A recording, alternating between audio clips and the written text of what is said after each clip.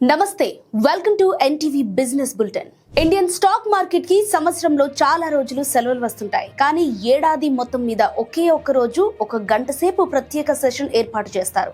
దాన్నే ముహూర్త్ ట్రేడింగ్ అంటారు. ఇన్వెస్టర్లకు, ట్రేడర్లకు కొన్ని సెంటిమెంట్లు ఉంటాయి. అందులో దీపావళి ఫెస్టివల్ అనేది వారికి చాలా ఇష్టమైన సందర్భం. ఈ శుభవేళ ఏదైనా పని మొదలు పెడితే సక్సెస్ అవుతామని గట్టిగా నమ్ముతారు. ముఖ్యంగా స్టాక్ మార్కెట్లో పెట్టుబడులు పెడితే వచ్చే ఏడాది దివ్వెల పండుగ దాకా లాభాల బాటలో పయనిస్తామని ఆకాంక్షిస్తారు. అందుకే ముహూర్త్ ట్రేడింగ్ లో పాల్గొనేందుకు ఆసక్తి చూపుతారు.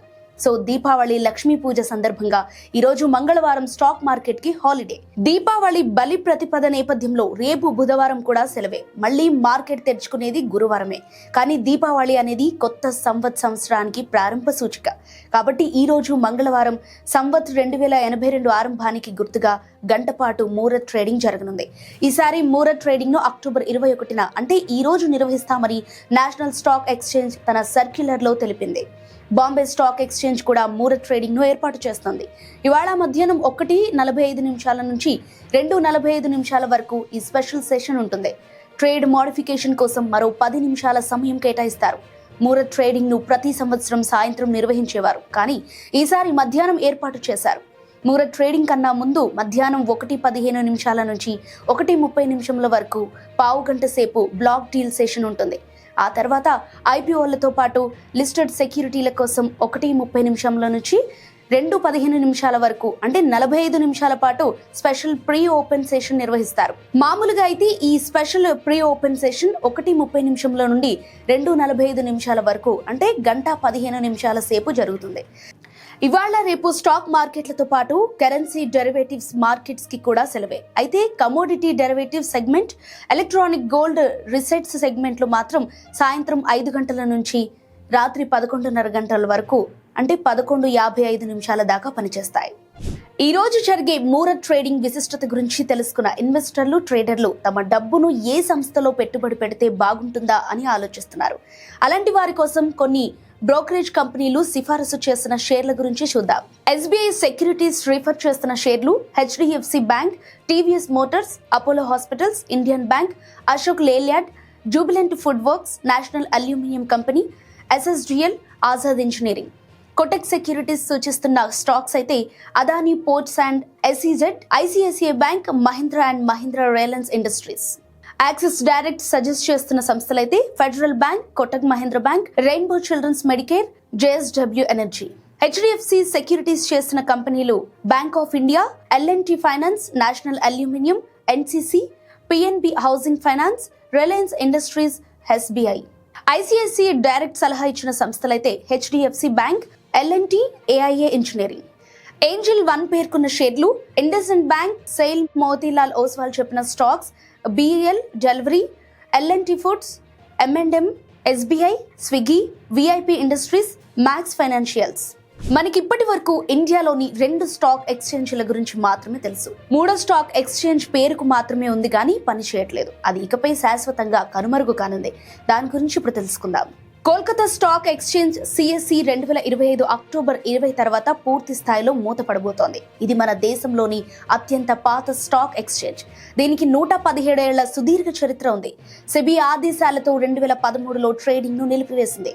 రూల్స్ పాటించకపోవడంతో సెబీ ఈ నిర్ణయం తీసుకుంది. సెబీ ఆదేశాలపై సిఎస్సి న్యాయస్థానానికి వెళ్లినప్పటికీ ప్రయోజనం లేకుండా పోయింది. అదే సమయంలో బిఎస్సి పుంజుకోవటం, ఆర్థిక ఒత్తిడి పెరగటం, ట్రేడింగ్ విలువ తగ్గటం, టెక్నాలజీని అందిపుచ్చుకోవటంలో వెనుకబడటం వంటి కారణాలు సిఎస్సి క్షీణతకు దారితీశాయి. 2001లో కేతన్ ఫరెక్స్ స్కామ్ వల్ల సిఎస్సి మరింత దెబ్బతిన్నది. సిఎస్సిలోని లోటుపాట్లను అతను తన స్వార్థానికి వాడుకోవడంతో ఇన్వెస్టర్ల నమ్మకం కోల్పోయింది. చివరికి చరిత్రలో కలిసిపోయే స్థితికి వచ్చింది. అయితే కోల్కతా స్టాక్ ఎక్స్చేంజ్ మూసివేత వార్తలను సంబంధిత అధికారులు తోసిపుచ్చారు. ఎక్స్చేంజ్ కార్యకలాపాలు కొనసాగుతున్నాయని చెప్పారు. దీనిపై త్వరలోనే అధికారిక ప్రకటన జారీ చేస్తామని పేర్కొన్నారు. మన దేశంలో ఇప్పటి వరకు 2 ఆదాయపు పన్ను చట్టాలు వచ్చాయి. 1922లో వచ్చిన చట్టం ఒకటి కాగా 1961లో వచ్చింది రెండోది. ఇప్పుడు ముచ్చటగా 3వ చట్టం వచ్చింది. 2025 ఆగస్టులో రాష్ట్రపతి ద్రౌపది ముర్ము ఆమోదించిన ఈ కొత్త చట్టం గురించి ఇప్పుడు తెలుసుకుందాం. కొత్త ఆదాయపు పన్ను చట్టం 2026 ఏప్రిల్ 1 నుంచి అమల్లోకి వస్తుంది. ఇది చాలా సింపుల్ గా ఉంటుంది. పేజీల సంఖ్యను, సెక్షన్లను తగ్గించారు. పన్ను సంవత్సరం అనే కొత్త నిర్వచనం ఇచ్చారు. ఇందులో వర్చువల్, డిజిటల్ ఆస్తులను కూడా కలిపారు. సర్చ్, సీజర్ అధికారులను విస్తృతపరిచారు. ఇలాంటి పలు సంస్కరణలతో కొత్త ఆదాయపు పన్ను చట్టం అమలుకు సిద్ధంగా ఉంది. 2024-2025 బడ్జెట్లో చేసిన మార్పులు 2025-2026 ఆర్థిక సంవత్సరంలో కూడా వర్తిస్తాయి. అలాగే 2026లో ప్రవేశపెట్టే బడ్జెట్లోనూ కొన్ని మార్పులు చోటు చేసుకుంటాయి.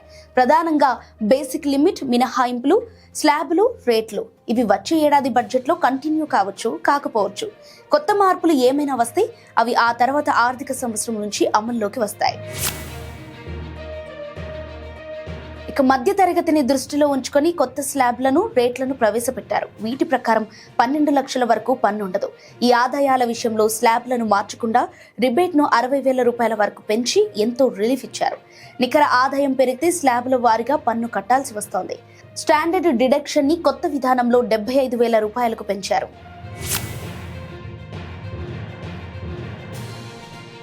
ఈ ఆర్థిక సంవత్సరం నుంచి వ్యక్తులు 2 సొంత ఇళ్ల మీద పన్ను కట్టాల్సిన పని లేదు. గతంలో ఒక ఇంటికే ఉన్న ఈ మినహాయింపును ఇప్పుడు 2వ ఇంటికి కల్పించారు. కొత్త విధానంలో ఫ్యామిలీ పెన్షన్ను మినహాయింపును 25,000కు పెంచారు. ఇక గతంలో ఇది 13,000గా ఉండేది.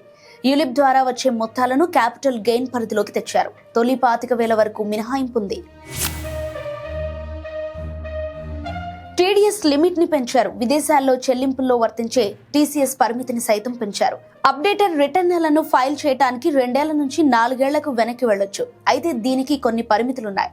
పార్ట్నర్లకు చేసే చెల్లింపులపై టీటీఎస్ ను ప్రవేశపెట్టారు. నాన్ రెసిడెంట్లకి కొన్ని డిజిటల్ వ్యవహారాల మీద వేసే పన్నును 6% ఎత్తేశారు. విదేశీ ప్రయాణికుల కోసం ఇండియా కొత్తగా ఈ అరైవల్ కార్డులను ప్రారంభించింది. దీంతో ఇకపై సంప్రదాయ పేపర్ కార్డుకి బదులు ఎలక్ట్రానిక్ అరైవల్ ఫామ్ ని సమర్పిస్తే సరిపోతుంది.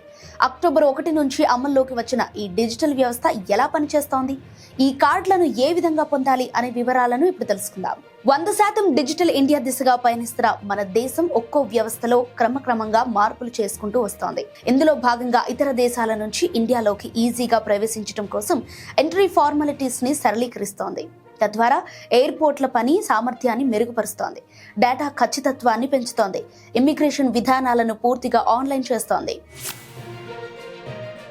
ఈ అరైవల్ కార్డుల కోసం ఇండియన్ వీసా వెబ్సైట్లో గానీ, బ్యూరో ఆఫ్ ఇమిగ్రేషన్ వెబ్సైట్లో గానీ, సుస్వాగతం అనే మొబైల్ యాప్లో గానీ అప్లై చేసుకోవచ్చు.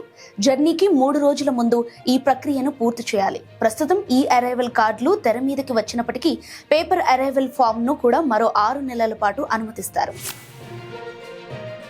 విదేశీ ప్రయాణికులు ఈ అరైవల్ కార్డులు పొందేందుకు ప్రోత్సహిస్తున్నామని, తద్వారా వారికి వేగవంతమైన, సమర్థవంతమైన ప్రయాణ అనుభవాన్ని కలిగించేందుకు ప్రయత్నిస్తున్నామని అమెరికా రాయబార కార్యాలయ వెబ్సైట్లో పేర్కొన్నారు. ఫార్మాలిటీస్ ని ముందే పూర్తి చేస్తే ప్రయాణికులు విమానాశ్రయాల్లో బారులు తీరాల్సిన పని లేకుండా మాన్యువల్ డేటా ప్రాసెసింగ్ ను తగ్గించేందుకు ఈ అరైవల్ కార్డులు ఉపయోగపడతాయని తెలిపారు. ఈ అరైవల్ డిజిటల్ ఫామ్ కోసం ఇండియన్ వీసా ఆన్లైన్ వెబ్సైట్ ని సందర్శించాలి. ఇందులోని పర్సనల్ డీటెయిల్స్ సెక్షన్ లో పర్సనల్, ట్రావెల్, కాంటాక్ట్ వివరాలు ఇవ్వాలి. పాస్పోర్ట్ ప్రకారం పూర్తి పేరు, జాతీయత, పాస్పోర్ట్ నంబర్, ప్రయాణ ఉద్దేశం వంటి వివరాలు ఎంటర్ చేయాలి. అరైవల్ డీటెయిల్స్ సెక్షన్ లో గమ్యానికి చేరుకునే తేదీ, గత 6 నెలల్లో ప్రయాణించిన దేశాలు వెల్లడించాలి. ఈ అరైవల్ ఫామ్ కి ఈ వీసా ప్రాసెస్ కి చాలా తేడా ఉందని, ఈ రెండు పూర్తిగా భిన్నమని యుఎస్ ఎంబసీ పేర్కొంటోంది. అమెరికా పౌరులు ఇప్పుడు చెల్లుబాటయ్యే ఈ వీసాతో ఇండియాకు వెళ్లొచ్చని చెబుతోంది. ఇండియన్ ఎంబసీ లేదా కాన్సులేట్ ఇచ్చే ఫిజికల్ వీసాతోనూ ప్రయాణం చేయొచ్చని అంటోంది. అలాగే వ్యాలిడ్ ఈ అరైవల్ ఫామ్ తో సైతం భారత్ లోకి ప్రవేశించొచ్చని స్పష్టం చేస్తోంది. రైట్, మరిన్ని బిజినెస్ న్యూస్ డెవలప్మెంట్స్ తో రేపటి బులెటిన్ లో మళ్ళీ కలుద్దాం. Thank you.